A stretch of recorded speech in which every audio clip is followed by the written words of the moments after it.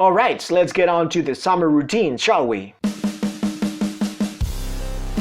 First of all, I would like to start by saying that I use calisthenics staples in this routine as a way for me to deload and take a little bit of a mental break from my latest training mesocycle, which was primarily based on lifting external weights. So the purpose of these GPP sessions was not necessarily to seek further strength and muscle gains, but rather to stimulate my body through foundational movement patterns while staying active in general. Because we are all at very different stages on our own fitness journey, I decided to include 2 easier variations of these GPP routines for those of you with less strength and training experience. The structure of my holiday routine followed the sequence upper body focused on pulling movements, then a lower body session, followed by a day of rest. Then I would do another upper body session, but this time I would put the emphasis on pressing movements, and I would finish off the week with the same lower body session again.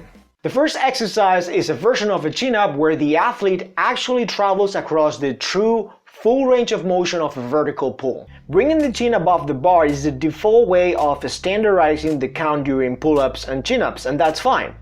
However, you can achieve a more powerful muscular contraction when you tap the bar with your chest. The goal of this exercise is to expose the upper back muscles to an unusual activation in the top range. These oftentimes forgotten inches might not be a game changer when it comes to lat activation, but this extra range at the top forces the lower trapezius, rhomboids, teres major and posterior delts to work a little bit harder than during regular chin-ups. If you're exploring options to add extra intensity to both your pull-ups and chin-ups without the need of adding extra weight or fundamentally modifying the leverages of the exercise, this could be a viable option for you to explore. I would recommend 5 to 8 second negative chin-ups for level 2 athletes. But hey, if you're strong enough to do around 3 to 4 full range of motion repetitions, you might want to do a combination of these regressions. Start off with regular chin-ups and then add a few more negative reps immediately after. Level 1 athletes should not be concerned with pull-ups at this point, and they are much better off doing incline push-ups in my opinion, even if that changes the whole pull theme of this upper body session. As a finisher, now I'm trying to complete as many pull-ups as possible with a pronated grip at the end of this section. A PR is highly unlikely as significant fatigue has been accumulated already. Expect to lose at least 3 to 5 repetitions from your max pull-up count. I wouldn't program this type of finisher for level 1, but level 2 could perhaps max out on leg-assisted pull-ups here, although I would keep this optional.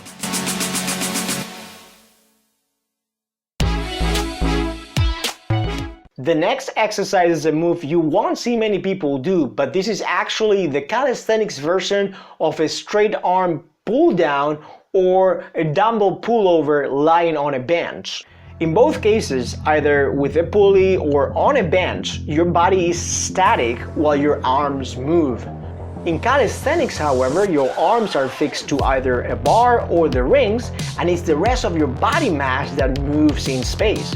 As you can imagine, the bodyweight version is much more intense and requires a lot of core strength. The tuck from lever pull to inverted hang is technically not a pulling motion in the traditional sense, as you don't flex the elbow to bring an external object towards you. However, the latissimus dorsi as well as the long head of the triceps get plenty of activation as primary movers since both muscles perform shoulder extension. This is one of those rare exceptions where a single joint exercise works as many muscle groups as a typical compound movement. Unless you can perform at least 3 control repetitions with proper form in a single set, I wouldn't recommend trainees to do this rather high intensity move.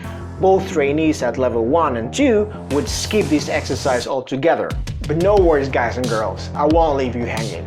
I will provide a practical solution at the end to make up for not completing this part of the workout.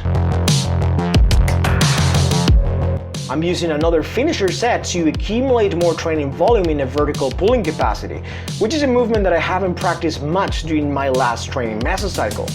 Here you see me max out on neutral grip pull-ups.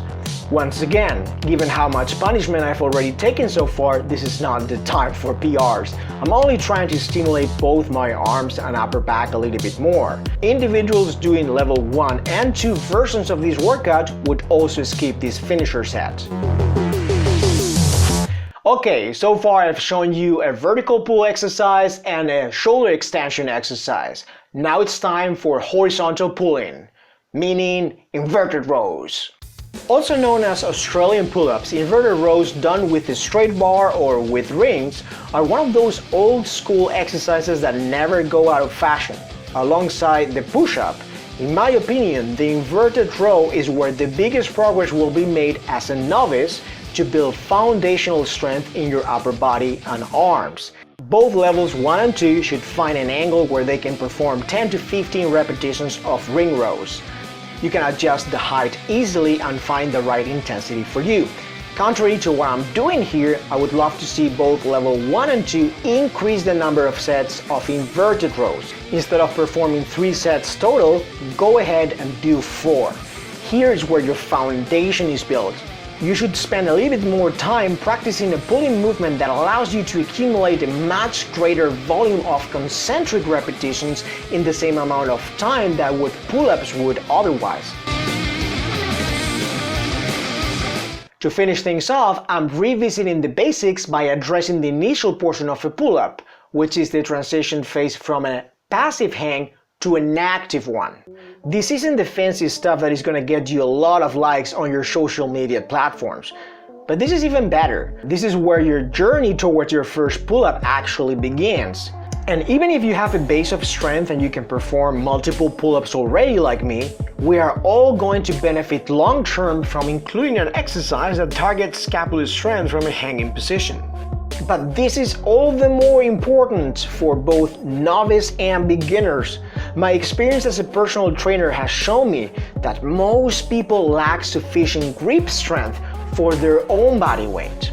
Individuals at level 1 are likely to find extremely challenging to just hang from the bar, which is exactly what I would like you to do if you can do at least 5 scapular pulls with straight arms. I would also recommend both level 1 and 2 to add an extra set to this last part of the workout. Now I'm going to show you the layout of the 3 levels I proposed for this calisthenics workout. Feel free to pause the video if you need to.